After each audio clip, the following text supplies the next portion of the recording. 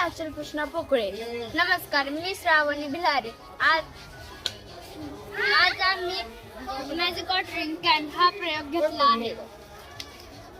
सर्वात पहिले एक डब्बा किंवा एक बॉटल घ्यायची, त्याला टोपल्यावर वस्तूने छेद पाडून घ्यायची, त्यानंतर त्याच्यात पाणी टाकायचे.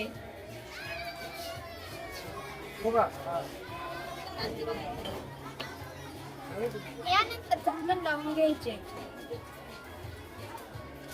त्यानंतर डब्बा उलटा करायचा. आपण पाहतो की पाणी खाली पडत नाही. त्यानंतर जेव्हा आपण वरून हात काढतो तेव्हा पाणी खाली पडायला लागते. याचे स्पष्टीकरण असे आहे की या डब्याच्या या छेदापासून ते खालच्या छेदांपर्यंत वायूचा दाब पडतो, तेव्हा पाणी खाली येते. व जेव्हा आपण याच्यावर हात ठेवतो तेव्हा आसपासची हवा तिथेच राहते व तिला आत जायला जागा भेटत नाही. यामुळे खाली पाणी पडत नाही. आणि याचा वापर आपण झाडांना पाणी देण्यासाठी करू शकतो. त्याने पाण्याची बचतही होते व झाडांना जेवढे पाणी पाहिजे तेवढेही मिळेल. धन्यवाद.